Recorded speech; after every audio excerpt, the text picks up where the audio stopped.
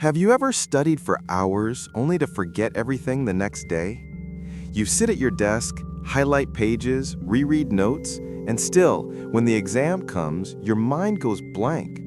If that sounds familiar, you're not alone. Because according to neuroscientists, most of what we believe about studying is completely wrong. Today, we're going to uncover the truth about how the brain really learns, the science of focus, memory, and mastery, and how top students use it to study smarter, not harder. For decades, we were told that success belongs to those who grind the hardest. The longer you study, the better your grades, right? Wrong. Research from over 700 medical students revealed something shocking. It's not how much you study, it's how you study that changes everything.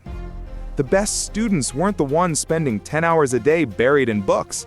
They were the ones who built structure, who treated studying like an athlete treats training, with purpose, with rhythm, with discipline.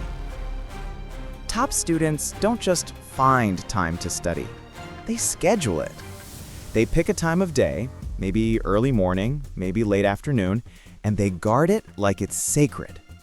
During those hours, they do one thing: focus.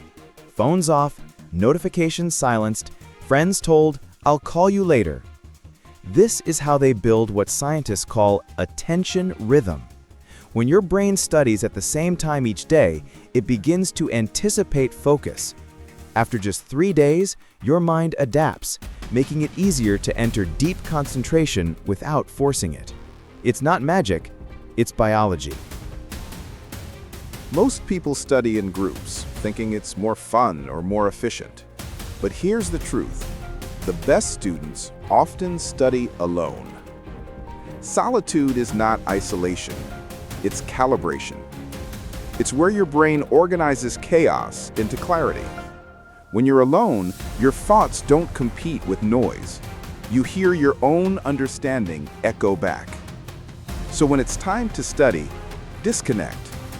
Not because the world is bad, but because your focus is precious. Now, let's talk about the biggest secret in learning science: active recall. In 1917, researchers gave 2 groups of children a simple task: read a biography. One group read it 4 times. The other group read it once and then tried to remember as much as possible from memory. Guess what? The second group, the one that tested themselves, remembered far more.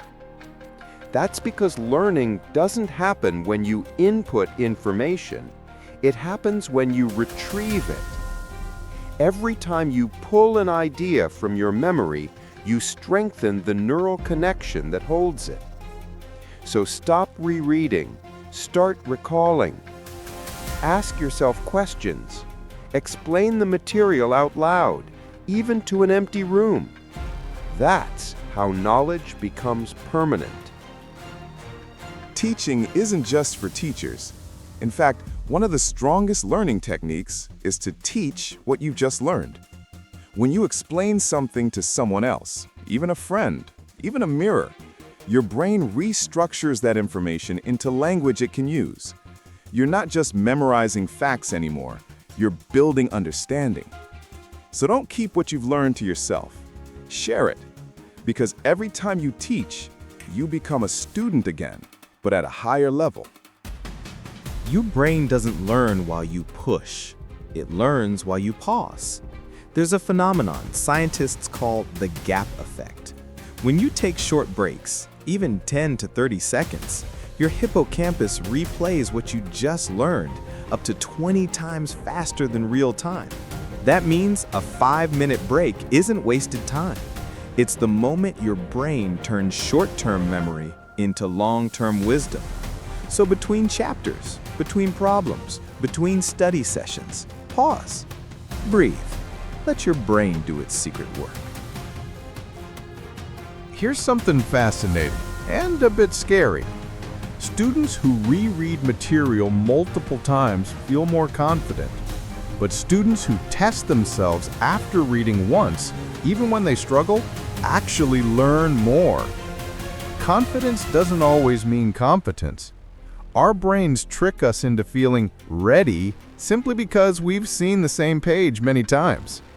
So don't chase comfort, chase challenge. Real learning happens at the edge of your ability, not in the safety of repetition. Every great student has one thing in common: long-term purpose. When asked why they study, top performers didn't say for grades or for exams. They said things like, to change my family's future, to become someone my younger self can be proud of, to make an impact. Your why matters more than your what, because when you attach your studies to your identity, failure stops being scary and starts being part of growth. So next time you sit down to study, remember who you're doing it for: your family, your dreams, your legacy. Focus isn't a gift, it's trained. Every time you pull your attention back from distraction, you're strengthening your prefrontal cortex, the muscle of discipline. And just like in the gym, the first few reps are the hardest.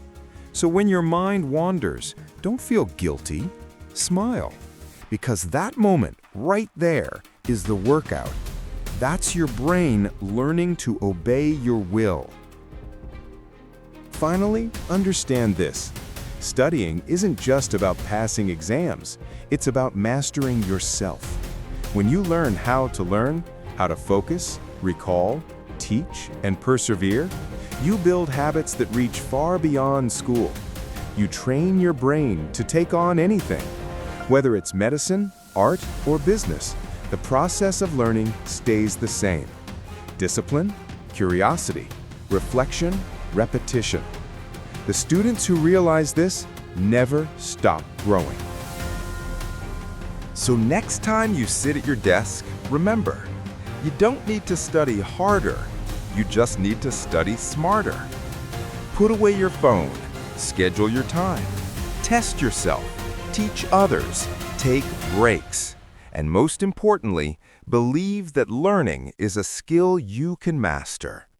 Because your brain was built not just to remember information, but to transform it into wisdom. And that is the science of studying smarter.